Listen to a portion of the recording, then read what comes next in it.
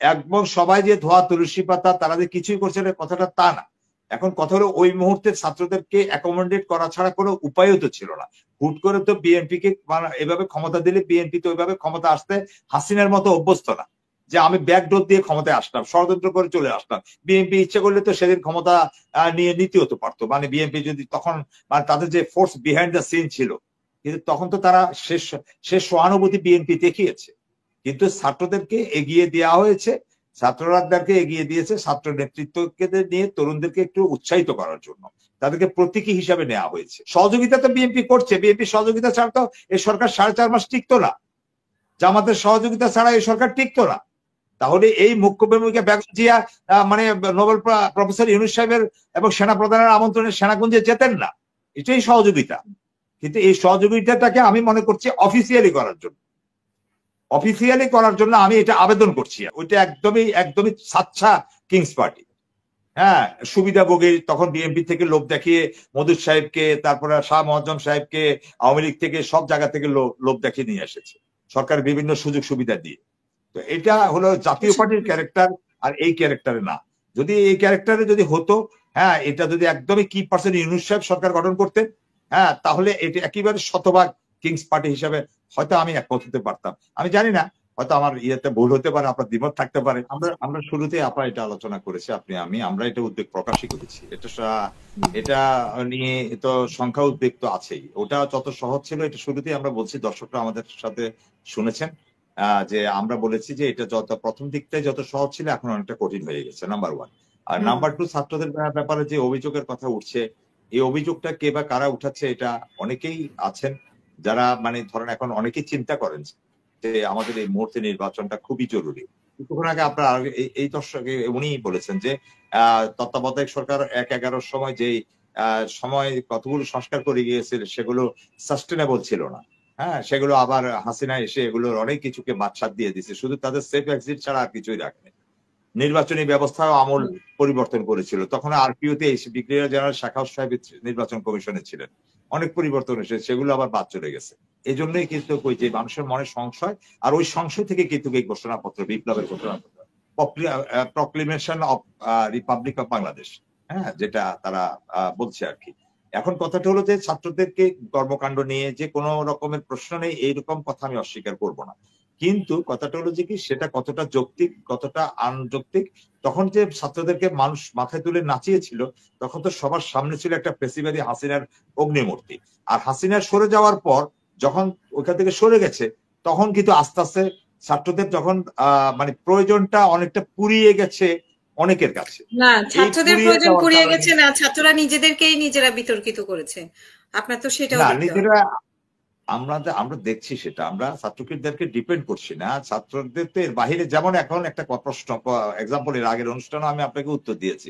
এখন কথাটা হলো যে কি আপনি যখন একজন সংগঠক বা একজন সাধারণ মানুষ, তখন আপনি আর সাধারণ আসিফ, আপনি যখন উপদেষ্টা আসিফ হন, তখন তো আপনার একটা প্রোটোকলের বিষয় তো রাষ্ট্রীয় ভাবেই বা কোনোভাবেই এটা চলেই তো আসে, নিরাপত্তার বিষয়টাও তো আসে। এখন হেলিকপ্টার দিয়ে তো রাষ্ট্রীয় কাজ করতেই গিয়েছে। আবার কিছু কিছু জায়গায় যে অভিযোগ উঠছে বারবার তারা এটাকে খণ্ডন করছে, এবং সবাই যে ধোয়া তুলসী পাতা তারা যে কিছুই করছে না কথাটা তা না। এখন কথা হলো ওই মুহূর্তে ছাত্রদেরকে অ্যাকোমোডেট করা ছাড়া কোনো উপায়ও তো ছিল না।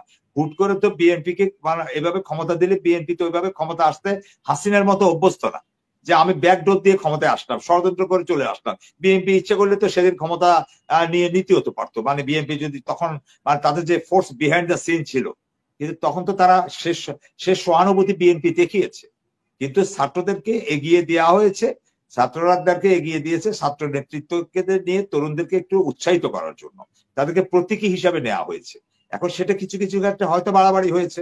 একইভাবে আবার আপনি যা উপদেষ্টা নিয়োগের ক্ষেত্রে যেগুলো হয়েছে, সেগুলো একেবারেই চয়েসটা 100% ভালো হয়নি। আপনি আমাকে যদি মনে করেন যে আপনি কতটুকু পার্সেন্টেজ দিবেন, আমি 50% দিব, প্রফেসর ইউনূস ছাড়া আর কি। আর যারা আছে ওখান থেকে আপনি 50% মনে করতে পারেন যে ভালো চয়েস ছিল, আরগুলো চয়েস এখন পর্যন্ত ভালো নয়। সুতরাং আমি মনে করি অনেকে ভারতের আশঙ্কা করেছেন। সেখানে তারা কিভাবে রাজনৈতিক দলগুলো কিভাবে ভরসা করবে যে নির্বাচনের কথা না বলে তাদের উপর কিভাবে ভরসা করবে যে বছর পর বছর দিয়ে রাখবে তাদের সংস্কারের জন্য? আমি এই যে একটা কথা ভাঙাচোরা, আপনাকে যদিও বলা হয় যে ভাঙাচোরা একটা উপদেষ্টা পরিষদ জি বা জি এনজিও ভিত্তিক উপদেষ্টা পরিষদ, এই উপদেষ্টা পরিষদের উপর আস্থা বা রাখতে পারবে কতটুকু? ঠিক অন্যদিকে আছে আপু, ছাত্ররা আমি বিভিন্ন আমি ভাবে আমি বিতর্কিত আমি আপনার সাথে তো নিজেদেরকেই একমত। করেছে। ঠিক আছে, এখন আমি উত্তরটা দেই আপু। আমি তো হুম। এই কথাটা আপনার সাথে আমি সম্পূর্ণ একমত, শ্রদ্ধার সাথে একমত, কিন্তু আপনি বোঝার এখন চেষ্টা করেন। মানুষ আরো আমি বলছি আতঙ্কে যে ভুগছে যে দুইটা, ৩১ তারিখে কি আমরা আমরা ঘটনা আমরা ঘটে। দুইটা দিক, আমরা দুইটা হুম। দিককে একটু ভাগ করে নেই। দুইটা দিকে আমরা ব্যালেন্স করি না, যেহেতু সংস্কারের কথাটাও আসছে। আবার এই আমি যেটা বললাম ধ্বজভঙ্গ যেটা বলেন বা এনজিও সরকার বলেন, এটা দিয়ে এটা মানে সাস্টেনেবল হবে না, যেটা আমি নিজেও বলছি আমার বক্তব্যে। আপনার সাথে আমি একমত, শ্রদ্ধার সাথে একমত করে বলছি এটাকে ব্যালেন্স করা যায় কিভাবে। সেটা বিএনপি সরকারের উপর একটা প্রস্তাব নিয়ে আসুক যে এই সরকারের অবয়বে পরিবর্তন আসুক। এই কথাটাও তো বিএনপি যদি বাড়া জোর দিয়ে বলে, বিএনপির অংশগ্রহণ, জামাতের অংশগ্রহণটা যদি সরকারে ঢুকে যায়, একটা সেই 2 বছরের জন্যই হোক না, আপনি এখানে যদি অন্তর্বর্তীকালীন সরকারের বিপ্লবী সরকার নিতে আর দরকার নেই। বিএনপি যদি ওখানে সরকারের ভিতরে ঢুকে, তাহলে তো বিএনপির মনে ওই মানে ভরসার জায়গাটা তো এমনিই তৈরি হবে। এখন বিএনপি আপনার ওই কি দাবিটাই ধারণা বা যে কেন তুলছে? ছাত্ররা বিএনপি কে সেখানে আপনি সরকারের এখানে 100% ঢুকতে চাচ্ছেন দেবে? কেন? না না, আমি বলছি বিএনপি মানে মানুষ মনে করে, মানুষের ধারণা যে বিএনপি 100% চাচ্ছে, কিন্তু জনগণ তো সংস্কারও চায়। আমি বলি আপনি 2% যাতে 0.5% বলেন, তো 0.5% তো জনগণ, তো তাদেরকেও তো আপনি কিছু কম্পোর্ট দিতে হবে, কারণ সে সময় তো রাষ্ট্র মেরামতের কথা উঠেছে। এই কথাটা তো ঠিক, এটা তো আমরা অস্বীকার করতে হবে। তাদের 9 দফা দাবি পড়েন না, ওই জায়গাতে তো এটা ছিল। এখন তাদেরকে জনগণের একটা অংশকে হ্যাপি করার জন্য 2 বছর এই সরকারের সাথে সহযোগিতা তো বিএনপি করছে। বিএনপি সহযোগিতা ছাড়া তো এই সরকার 4.5 মাস টিকতো না, জামাতের সহযোগিতা ছাড়া এই সরকার টিকতো না। তাহলে এই মুখ্য ভূমিকা বেগম জিয়া মানে নোবেল প্রফেসর ইউনূস সাহেবের এবং সেনা প্রধানের আমন্ত্রণে সেনাকুঞ্জে যেতেন না, এটাই সহযোগিতা। কিন্তু এই সহযোগিতাটাকে আমি মনে করছি অফিসিয়ালি করার জন্য, অফিসিয়ালি করার জন্য আমি এটা আবেদন করছি আর কি। আগে থেকে আপনার রোস্টারি করে আসছি, বিএনপি এই কাজটা করলে বিএনপি সহ সংস্কারগুলো হোক, তখন বিএনপি এই অফিসিয়ালি যোগ থাকবে, তারপর আবার নির্বাচন হবে। ওই 2 বছর পরে বিএনপি কি নির্বাচনে গিয়ে জোর করে বিএনপি ওদের সাথে পার্লামেন্ট। সংস্কার কাজে অংশগ্রহণ করবে, মানে জোর করে করবে? না, বিএনপি কে জোর তো করে না, সেরকম সুযোগ দিতে আমি হবে। বলছি আপনার কি তাদের সাথে ধারণা যে ডায়লগ হচ্ছে। ছাত্ররা এখন পর্যন্ত, সরকার বা ছাত্ররা সেই সুযোগটা বিএনপি কে দিয়েছে? তারা তো প্রতিনিয়ত বিএনপি কে মানে বৃদ্ধাঙ্গুলি দেখানোর চেষ্টা করছে। না না, তো বিএনপি আমরা আবার প্রয়োজনে আপনার কিন্তু আবার বিএনপি সহযোগিতাই কামনা করে। ঠিক আছে, তাই করবে।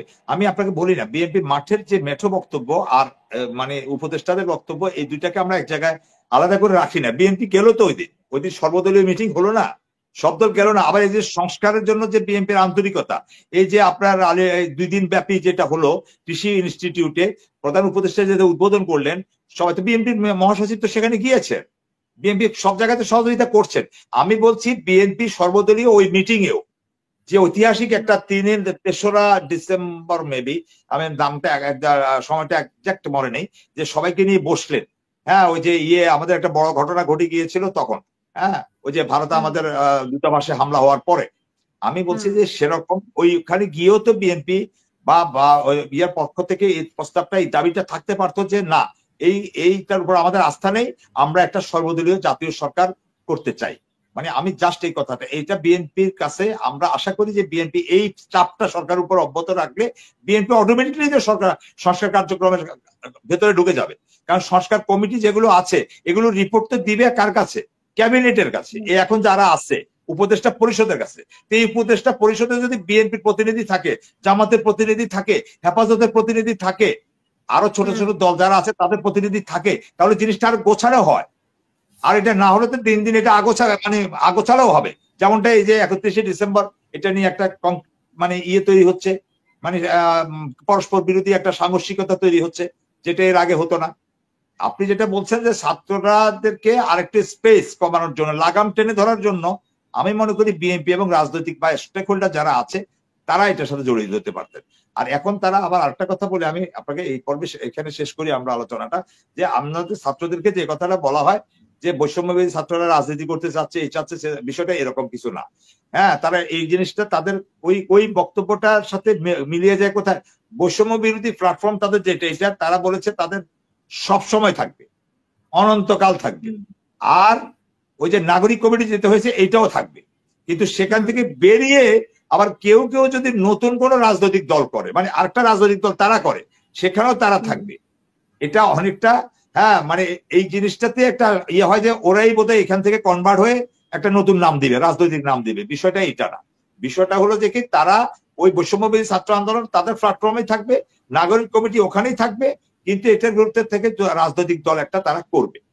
এটা হলো রাজনৈতিক দল আর ওটা হলো প্রেশার গ্রুপ।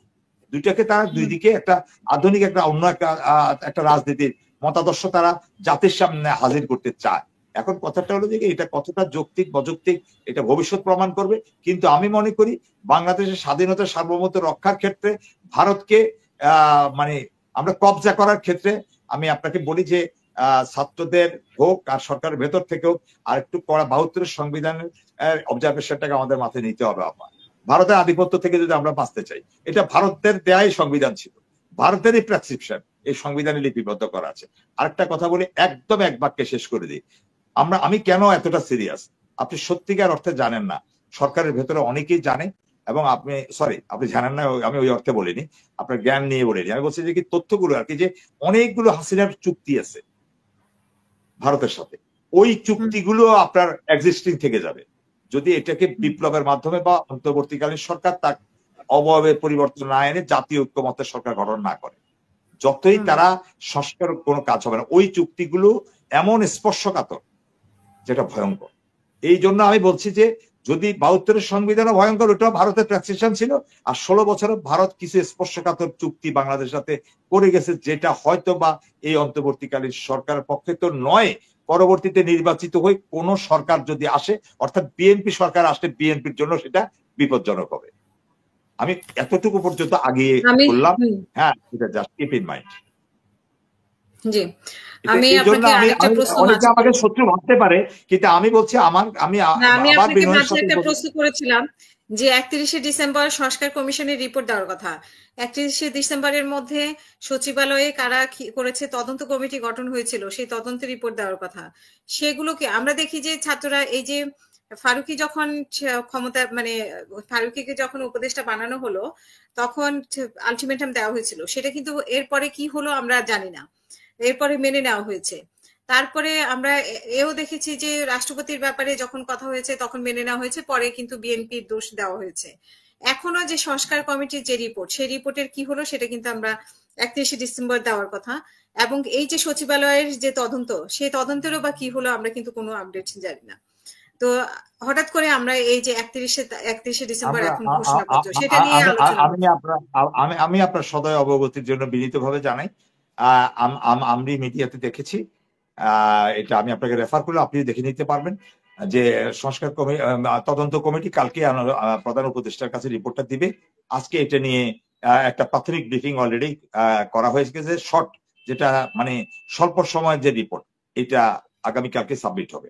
আর 31 তারিখটা কালকে সংস্কার কমিশন কয়টা কমিটি, যে প্রথম যে 6টা কমিটি হয়েছে তারা রিপোর্ট দেওয়ার কথা আমরা আগামীকালটা দেখি।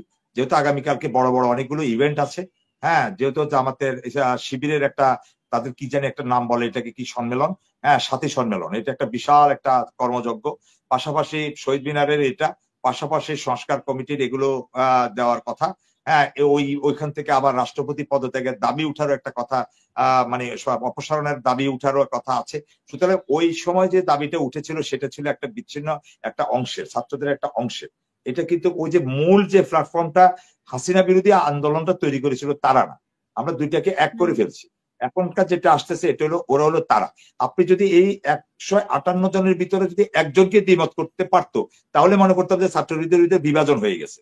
না, এখানে বিষয়টা সেটা না, ওরা তো ওদের জায়গায় ঠিকই আছে, কিন্তু ছাত্ররা যে বিতর্কিত হচ্ছে এটা আমি আপনার সাথে একমত। তাদের সব কর্মকাণ্ড ভালো হচ্ছে, ওদের জায়গায় ওরা বিভাজন হয় নাই। অলরেডি জগন্নাথে জাহাঙ্গীরনগরে যারা ছিল তারা তো এই কমিটি থেকে চলেই গেল। না, আমি বলছি 158 জন যে কি পারছেন আপা, আমি কি আপনি নিজে শিরোনাম দিলেন 158 জন, তো আমরা দেখি কালকে 158 জন থাকে ওরা দিয়েছে, কিন্তু এর মধ্যে তো ওদের অনেকেই চলেও গিয়েছে। যে জাহাঙ্গীরনগরে যারা ছিল, কালকে না থাকে আমরা সেদিন বলি, আমরা কালকে যদি না থাকে তখন তো আমরা বলার সুযোগ পাবো। এখন আমরা আমাদের শিরোনামের সাথে তো বিশ্বাসঘাতকতা করতে পারবো না। আমাদের শিরোনামে তো লেখা আছে 158 বছর। ছাত্ররা রাজনৈতিক দল গঠন, তারা নাগরিক কমিটিও থাকবে, বৈষম্য বিরোধী ছাত্রও থাকবে, আবার তারা একটা দল গঠন করবে। তাদের দল নিয়ে তো কারো কোনো সমস্যা নেই, কোনো দলেরই কোনো সমস্যা নেই, কিন্তু সমস্যা হচ্ছে যে তারা সরকারে থেকে দল গঠন করছে, এইখানে একটা সমস্যা। তো না, সরকার থেকে যদি দল গঠন করে সেটা কখনোই কারো মানে সেটা দল, রাজনৈতিক দল হয় না, সেটা কিংস পার্টি হয়, সুবিধাবাদী দল হয়। আর সেই দলের ভিতরে নাহি সার্জে মানে ইয়েরা যারা সরকারে যারা আছে তারা থাকে কিনা সেটা দেখার পর ওটা নিয়ে মন্তব্য করা যাবে। তার আগে তো বলা যাবে না যে তারা সরকার পৃষ্ঠ, তারা তো সরকারকে ওন করে না। হ্যাঁ, মানে তারা তো সরকারকে মানে যে ওরা যে তাদেরই লোক, এটা তো মানে এই সরকার যে তাদের, এটা তো ইউনূস সাহেব বললেন এটা তো গণপ্রজাতন্ত্রী বাংলাদেশ সরকার, এটা বৈষম্য প্রজাতন্ত্রী বাংলাদেশ সরকার না। এটা তারা তো বললে তো একটা কথা বললেই হইলো না। হ্যাঁ, তো ওটা তাদের সরকারও থাকলো, এটা তো থাকলো, হলো না। হ্যাঁ, আমরা কথা তুলতে পারবো, আপনিও কথা তুলতে পারবেন, আমিও বলবো, সমালোচনা করবো। যদি সেখানে নাহিদ, তারপরে মাহফুজ সাহেব, তারপরে যাই হলো যে আপনার ওই যে আরো যিনি আসিফ, ওরা যদি থাকে তাহলে অবশ্যই এটা মানে আপত্তিকর। ওরা যদি না থাকে তাহলে কোনো সমস্যা নেই, আপনি আপনার ব্যাখ্যায়? আমার মতে হয় যে তারা না থাকলে, তারা না থাকলে যে কেউ তো স্বাধীন রাজনীতি করতে তো পারেই, এটা নিয়ে তো আপত্তি কোথায়? কিন্তু তাদেরই তো অংশ, মানে তাদেরই তো অংশ, বৈষম্য বিরোধী ছাত্র বলতে তো তারাই, বা নাগরিক কমিটি বলতে তো তারাই, যারা যারা সে আন্দোলনে ছিল। ওরা তো সবাই মিলে একসাথে আন্দোলন করেছে, নাকি নাহিদ আসিফ আলাদা আন্দোলন করেছে, এরা আলাদা আন্দোলন করেছে, এরকম তো না। না, তা না, কিন্তু আমি বুঝাতে চাচ্ছি যেটা, সেটা হলো যে কি, যদি তারা যদি মনে করে দলের সাথে ওই রাজনৈতিক দল যদি গঠিত হয়, এখনো তো যদির ভিতরে আছি, যদি কিন্তুর মধ্যে, এখনো তো হয়নি। এখনো যদি রাজনৈতিক দল গঠন হয়, ওটার সাথে সরকারে যারা, ওই সরকারে যারা আছে ছাত্র নেতাদের মধ্যে, তারা যদি নিজেদেরকে দূরে সরিয়ে নিয়ে যদি দেশের রাষ্ট্রপতি নির্বাচিত হতে পারে, দল থেকে পদত্যাগ করে দলের সাথে সম্পর্ক ছিন্ন করে, তাহলে একটা রাজনৈতিক দল হতে পারবে না কেন বাংলাদেশে? এবার সে যেই হোক, আমি বলছি এটা রাজনৈতিক দলের সাথে সম্পৃক্ত সমস্যা নেই। সমস্যা হচ্ছে যে সরকারের ছত্রছায়ায় সরকারের সুবিধা ভোগ করে, সেটা নিয়ে প্রশ্ন। মানে প্রশ্ন এটা কিন্তু প্রেডিকশন, এটা কিন্তু আমাদের অনুমান। হ্যাঁ, মানে এটা তারা সুবিধা নিচ্ছে, কিন্তু অনানুষ্ঠানিক ভাবে আপনি আমি সবাই জানি, হ্যাঁ, বিহাইন্ড দ্য সিন এটা আগে রাজনীতি আর রাজনৈতিক দলগুলো যারা কিংস পার্টি করতে চায় বা তৃতীয় কোনো শক্তি তৈরি করতে চায় সরকারের ছত্রছায়ায়, তাদের অবস্থা এমনই হয়। কেউ টিকে, কেউ টিকে না, এই পর্যন্ত কেউ টিকে নেই। তবে যারা টিকেছে এই মুহূর্তে আমি তাদের কথা নাম না দিয়ে, যেমন এরশাদ সাহেব। হ্যাঁ, এরশাদ সাহেব তো মানে দল গঠন করেছেন উনি ক্ষমতায় দখল করার পরে, অবৈধভাবে ক্ষমতা দখল করার পরে, বিএনপি নির্বাচিত প্রেসিডেন্টকে হটিয়ে, তো ওনার দল তো মানে ইয়ে হয়ে, ওইটা একদমই সাচ্ছা কিংস পার্টি। হ্যাঁ, সুবিধাভোগী তখন বিএনপি থেকে লোভ দেখিয়ে মধুর সাহেবকে, তারপরে শাহ মহাজ্জম সাহেবকে, আওয়ামী লীগ থেকে, সব জায়গা থেকে লোভ দেখিয়ে নিয়ে এসেছে সরকার বিভিন্ন সুযোগ সুবিধা দিয়ে। তো এটা হলো জাতীয় পার্টির ক্যারেক্টার, আর এই ক্যারেক্টারে না। যদি এই ক্যারেক্টারে যদি হতো, হ্যাঁ, এটা যদি একদমই কি পার্সেন্ট ইউনূস সাহেব সরকার গঠন করতেন, হ্যাঁ, তাহলে এটা একেবারে শতভাগ কিংস পার্টি হিসাবে হয়তো আমি একমত হতে পারতাম। আমি জানি না, হয়তো আমার ইয়েতে ভুল হতে পারে, আপনার দ্বিমত থাকতে পারে। আমরা একটু সময় দিই, আমরা একটু দেখি, কালকে দিনটা যাক, হ্যাঁ, ভালোভাবে যাক। আর আমি বিএনপির প্রতি তার বুঝি না, এখন বিএনপির সাথে আলোচনা চলছে, কোথায় গিয়ে ঠেকে নিশ্চয়ই এটা রাতের ভিতরে জানাজানি হয়ে যাবে। হ্যাঁ, বিএনপি থাকলে সেখানে ভালো হবে। আর বিএনপি সরকারের ভিতরে যদি চলে যাওয়ার একটা সমঝোতাও হয়, তাহলে আমার মনে হয় না যে এই বিপ্লব বা বিপ্লবী সরকার নামের বিষয়টাকে পুনরায় এনে নতুন করে জায়গা করতে হবে। তবে আমি আবারও বলি, বিএনপির প্রয়োজনে, তারেক রহমান সাহেবের দেশে ফেরার প্রয়োজনে, হ্যাঁ, এই দেশকে নিরাপদ করার জন্য ভারতের সাথে যে অসম এবং অত্যন্ত মারাত্মক কিছু ঝুঁকিপূর্ণ চুক্তি আছে, যে চুক্তিগুলো পরবর্তীতে যেই সরকারে আসুক, বিশেষ করে সরকার তো আসবে বিএনপির জন্য ক্ষতি হবে। সুতরাং ওই চুক্তিগুলো বাতিল করার পদক্ষেপ নিতে গেলে আপনি বিপ্লব ঘোষণা করলেই ওগুলো অটোমেটিকলি আপনি ওগুলোতে হাত দিতে পারবেন, তখন আর ওই রাষ্ট্রের অনেকগুলো জিনিস স্ট্রাকচার ঠিক থাকে না। তো এটা মূলত ভারতকে টার্গেট করে, ভারতের দেয়া সংবিধানকে টার্গেট করে, 72 সংবিধান কিন্তু ভারতের দেয়া, এই জন্যই আমরা বারবার ওটার বিরুদ্ধে যাচ্ছি। কিন্তু তাই বলে আমাদের স্বাধীনতার যে সংবিধান যেটা লেখা আছে যে আমাদের 71, ওইটা আমরা মানে অস্বীকার করছি না, বা এই ঘোষণাপত্রে এটা অস্বীকার করা হবেও না। আমি আপনাকে চ্যালেঞ্জ করলাম, যদি থাকে তাহলে কালকে আবার আমি আপনার সাথে নিজে থেকে জয়েন করবো। হ্যাঁ, প্রয়োজনে দর্শক সারি থেকে জয়েন করে আমি আপনার সাথে কথা বলবো, ওই কথা কখনোই থাকবে না। আর আমরা যেটা দ্বিতীয় স্বাধীনতা বলে, এটা হলো স্বাধীনতা ভোগের। আমরা স্বাধীনতা ভোগ করতেছি, ভোগ করার জন্য সুযোগ পেয়েছি কবে থেকে? 5ই আগস্টের বিপ্লবের জয় হওয়ার পর থেকে। আর 71 সালে আমরা স্বাধীনতা ভূখণ্ড পেয়েছি। এখন আমাদের ভূখণ্ড রক্ষা করার জন্য স্বাধীনতার প্রথম ধাপ হাসিনাকে বিদায় করে আমরা অর্জন করেছি ভূখণ্ড রক্ষা।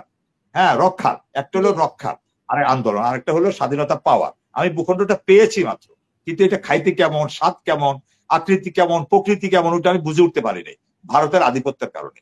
আমি ওই আধিপত্য থেকে বের হতে চাই, ওই দাদাগিরি থেকে বের হতে চাই, আমি সমতার রাজনীতিতে চাই। আমি ভারতের সাথে আমার নেপাল, ভুটান, শ্রীলঙ্কা যেরকম আমাদের আভ্যন্তরীণ রাজনীতি ছাড়া তাদের সাথে আমাদের কূটনীতিক রিলেশন, ভারতের সাথে আমরা এরকম একটা রিলেশন চাই, রাজনৈতিক রিলেশনটা কাট করে দিতে চাই। ধন্যবাদ আপনাকে।